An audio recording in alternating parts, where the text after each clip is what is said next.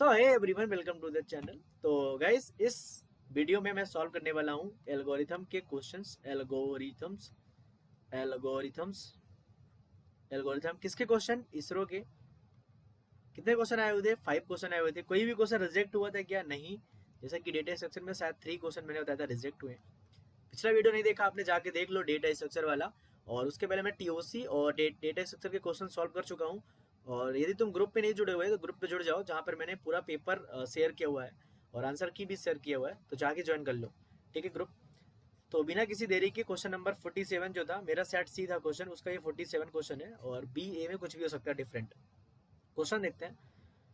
The asymptotic complexity of four functions this is given f1 f2 f3 f4 are this given. Arrange them in increasing order of complexity। ठीक है, increasing order में हमको arrange करना है। ये जो लिखा हुआ है ये मैं पेपर में सॉल्व किया था, तो इसको भूल जाओ। अभी ये सोल्यूशन दूसरे क्वेश्चन का किया हुआ है। ठीक है।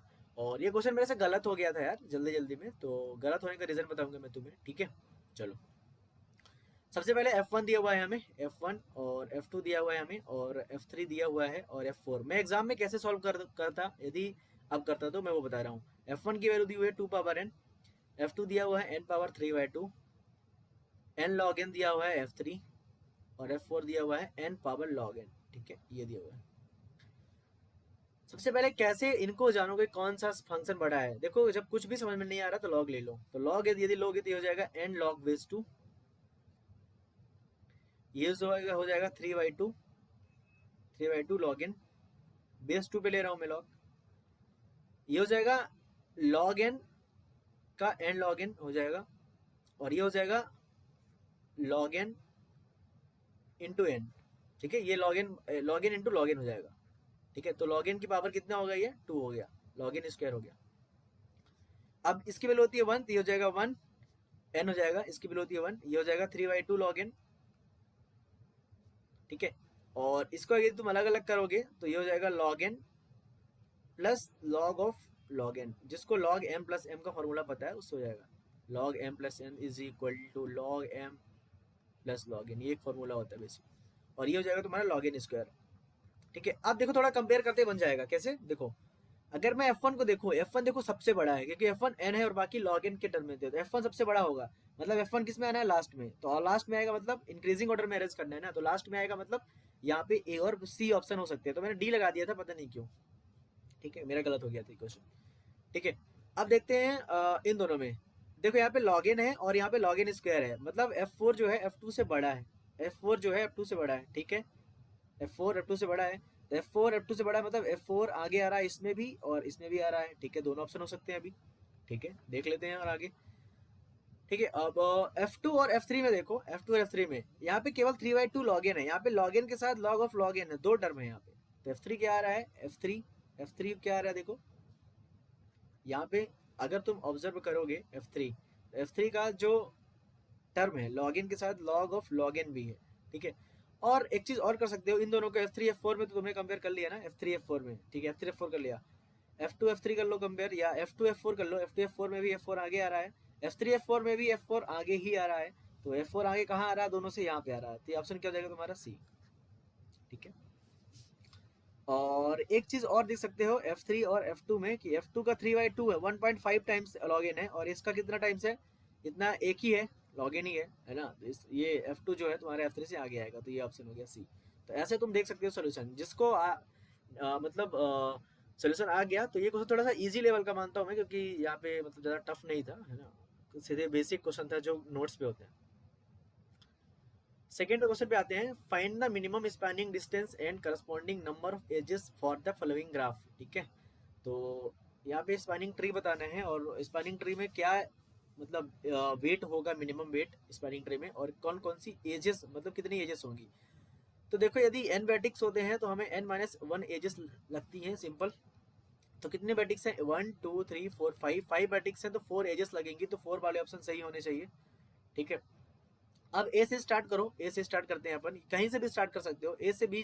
ए से तुम बी जा सकते हो और सी जा सकते हो। ए से तुम बी जा सकते हो और सी जा सकते हो, लेकिन क्या ज्यादा, कहाँ पे ज्यादा जाना, कहाँ पे जाना ज्यादा आसान होगा? बी पे। क्यों? क्योंकि बी पे हमको कॉस्ट लग रही है 1।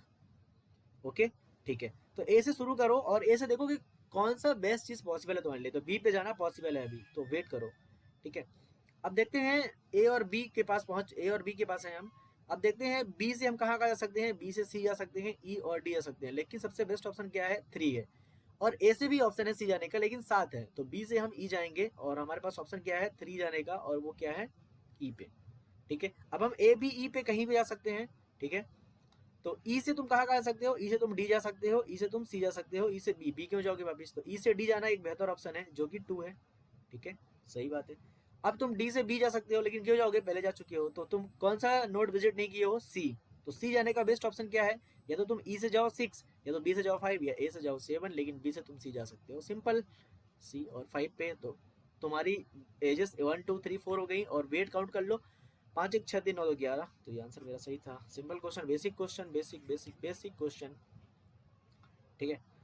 What is the maximum number of comparisons needed to sort 6 items using radix sort? देखो radix sort मैं नहीं पढ़ के गया था पहले, अब पढ़ लिया मैंने, पहले नहीं पढ़ा था, तो ये क्वेश्चन मैंने स्किप कर दिया था, ठीक है। If each number is 3 digits decimal number, ठीक है, तो नंबर ऑफ आइटम्स कितने हैं 6, ठीक है, डिजिट्स कितने हैं 3, और नंबर बेस कितना है इसका, बेस नंबर डेसिमल 10। तो जो नंबर ऑफ कंपेरिजन होते हैं वो होते हैं n into D into B, ये फॉर्मूला होता है रेडिक्स सॉर्ट में, तो 6 इंटू 3 इंटू 10 दैट इज 180। तो थोड़ा सा ये क्वेश्चन मुझे तो टफ ही लगा, क्योंकि मैं रेडिक्स सॉर्ट नहीं पढ़ा, तो इसका आंसर है 180, ठीक है। जो रेडिक्स सॉर्ट पढ़ा होगा तो उससे बन जाएगा, ठीक है। तो ये क्वेश्चन स्किप किया था मैंने। फिर अगला क्वेश्चन देखते हैं, worst case time complexity of heap sort of n elements, heap sorts and log n, यार सिंपल क्वेश्चन, बहुत ही basic question, straightforward, easy, basic heap sort तो बनना चाहिए। Time complexity to find the diameter of a binary tree having nodes is n, तो diameter find out करने के लिए ऑर्डर ऑफ n लगता है, बट यहाँ पे उन्होंने टाइम कॉम्प्लेक्सिटी पूछा है, यहाँ पे वर्स्ट केस नहीं पूछा है या वेस्ट केस नहीं पूछा, तो ये आंसर भी सही होगा। तो maximum time order of n लगता है, तो मैक्सिमम अगर ऑर्डर ऑफ n में कोई चीज कर रहे हो तुम ऑर्डर ऑफ n स्क्वायर में भी कर सकते हो, तो इसका आंसर ए और बी दोनों उन्होंने दिया है सही, जिन्होंने ए बी दोनों किसी में से एक टिक किया होगा उसका सही होगा, मैंने बी टिक किया था तो मेरा सही है, ठीक है। तो ये क्वेश्चन थे एल्गोरिथम के यार, जो एल्गोरिथम के क्वेश्चन आए हुए थे काफी, मतलब इतना टफ नहीं था, एक रेडिक्स सॉर्ट को अगर यदि तुम हटा दो रेडिक्स सॉर्ट को, तो सारे क्वेश्चन मतलब इजी लेवल के ही हैं। और यदि तुम्हें ये क्वेश्चन आंसर सब अच्छे लग रहे हो तो यार चैनल को सब्सक्राइब कर लो, मिलते हैं फिर नेक्स्ट वीडियो में। Thanks for watching. टीओसी और डेटा स्ट्रक्चर के ऑलरेडी मैंने शेयर कर दिए हैं, जाके देख लो।